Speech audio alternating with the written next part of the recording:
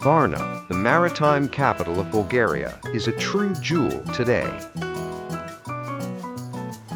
Modern, vibrant, and welcoming.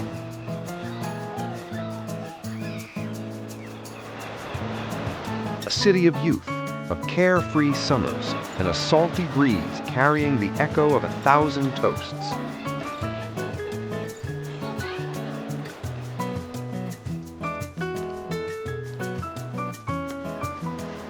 But beneath this brilliant sun-drenched facade, does a mysterious, unexpectedly rich millennial history lie hidden?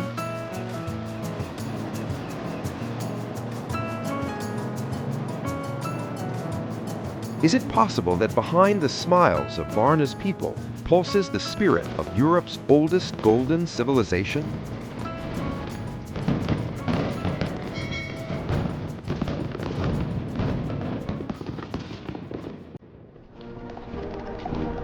Gradually, we leave the noise of the modern city and descend the spiral of time. Centuries vanish one by one as we fly further back, further back, further back, and further back.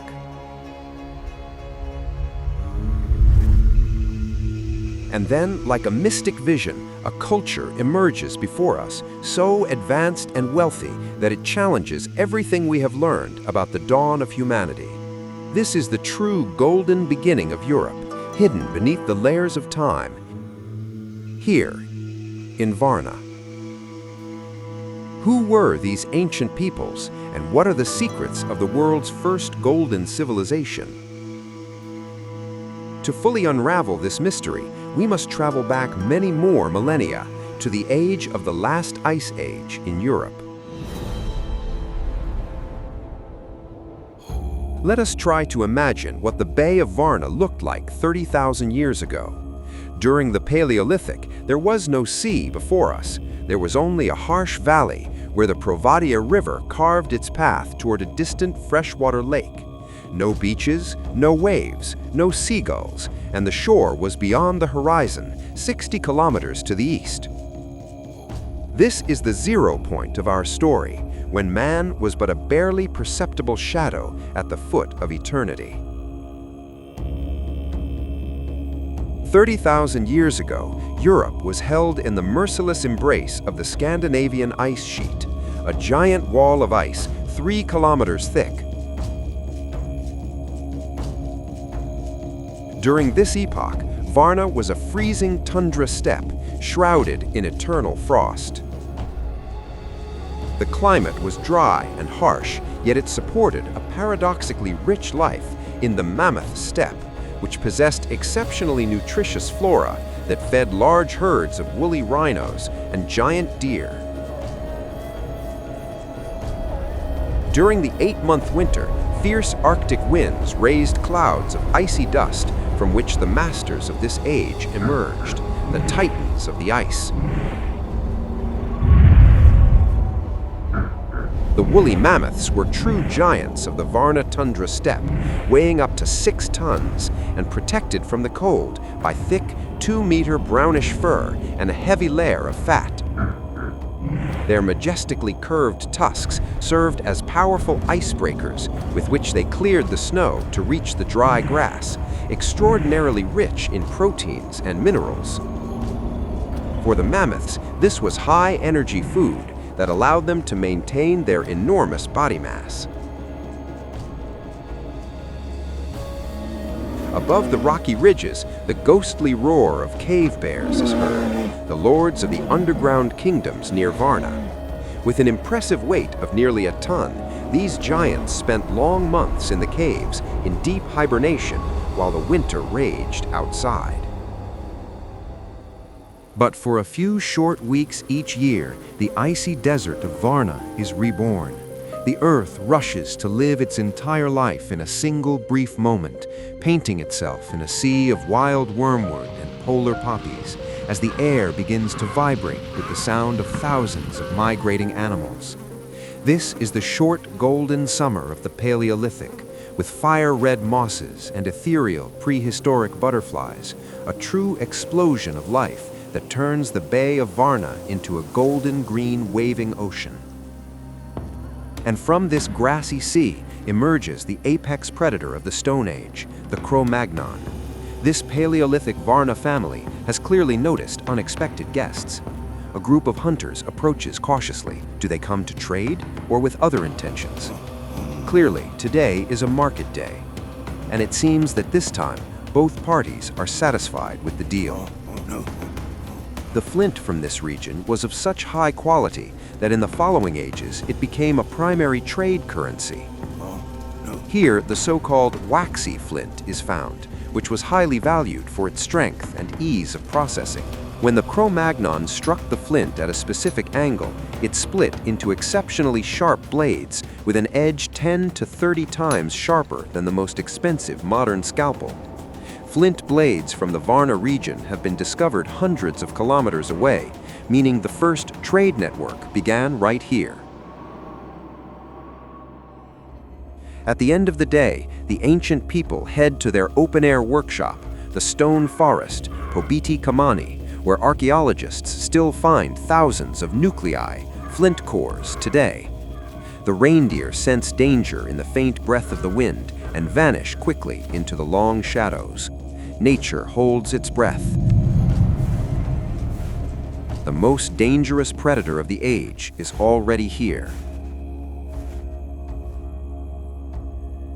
Soon, the first flames flicker, ignited with the speed of millennial experience.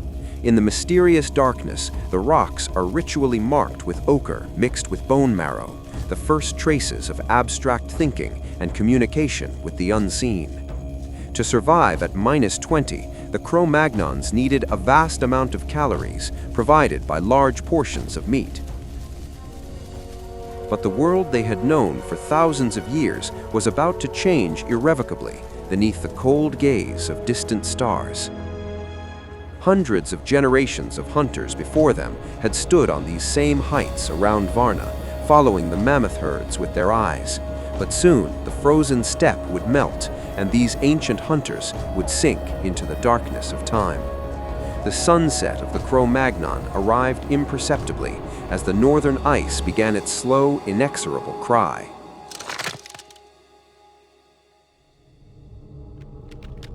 "12,000 years ago, the Earth emerged from the Younger Dryas stage, marking the beginning of Holocene warming. In the Varna region, water levels were determined by the Scandinavian ice sheet, whose melting released over 100,000 cubic kilometers of fresh water annually. This was not just a climate change, it was a planetary event that released billions of tons of fresh water. The process was extremely unstable. Global temperatures rose by 5 to 10 degrees Celsius within just a few decades.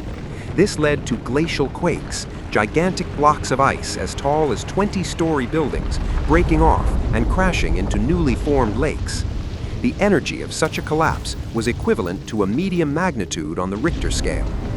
The shock wave from the icy debris generated local tsunamis that transported vast amounts of sediment. Every collapse was like the cry of a world passing away.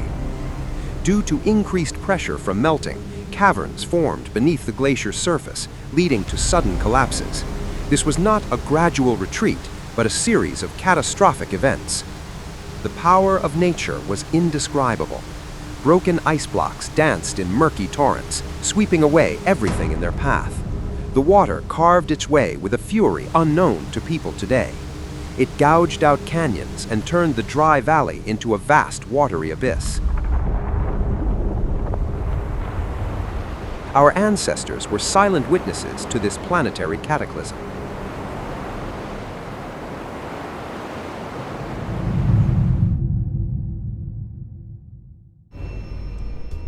The ancient freshwater Black Sea began to expand slowly, flooding coastal lowlands at a rate of several decimeters per decade, while the Provadia River formed wide estuaries with an abundance of freshwater fish and moisture-loving vegetation. Around 10,000 BC, the mammoth steppe vanished, replaced by a deciduous sea. First, hazel and birch appeared, followed by mighty oak and beech forests that covered the Varna region. Let us enjoy the Lake of Varna 7,000 years ago at sunset.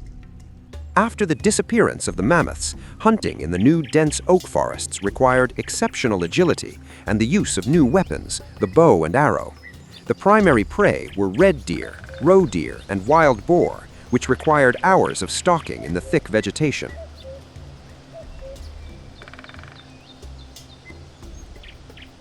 A successful hunt ended with the ritual sharing of meat, which was the main source of protein and fat for the community's survival. The women were the true experts, gathering a vast variety of hazelnuts, acorns, and wild fruits that ensured the tribe's energy balance. Wild berries were gathered in baskets woven from bast, sealed with resin for greater strength. Women knew the healing properties of herbs well and gathered mushrooms, which they dried for the harsher winter months. They began to use plant fibers from nettle and wild hemp, which they hand-twined to create the first coarse mesh fabrics and capes. On the shores of the lake, by the first fires, women wove the threads of nature into the first textiles. Clothing during this period was made primarily of finely processed animal skins, which were softened by smoking and fat. At this time, the people near Varna made a true technological leap, starting to produce microliths, tiny flint blades, sometimes under 1 centimeter, embedded into bone or wood using resin. This was the equivalent of the transition from a simple knife to a Swiss army knife. The stone forest established itself as a strategic center for late Mesolithic man. The sandy terrain and natural columns provided drainage and protection, becoming the oldest industrial zone in Europe. And then, heaven and earth split apart. Around 6000 BC, a critical moment occurred in the geological history of Eurasia. The global rise in sea level exerted colossal pressure on the land barrier at today's Bosphorus. The thin strip of land separating the Mediterranean from the isolated freshwater lake began to give way under the weight of billions of tons of saltwater. Every day, the level of the closed lake rose by 15 to 20 centimeters, irreversibly changing the coastline. The effect on the Mesolithic ecosystems near Varna was apocalyptic. The chemical composition of the water changed within weeks, causing the mass death of freshwater flora and fauna. Thousands of square kilometers of land, inhabited by hunter-gatherers, vanished beneath the waves. The breach itself was an event of indescribable power.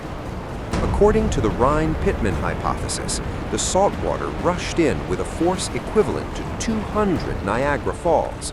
The speed of the current reached over 80 kilometers per hour, and the sound of the cascade could be heard for hundreds of kilometers. This was not just a flood, it was the burial of an era. The water swallowed the labor of hundreds of generations, turning their homes into silent ghosts beneath the waves. This event marked the end of the Mesolithic in the region. The saltwater invasion not only rewrote the landscape, but also forced the migration of the population. The primitive settlements were buried, but it was this very cataclysm that paved the way to the Neolithic Revolution. Beneath these deep waters today lie the secrets of the first Varna people, waiting to tell their story.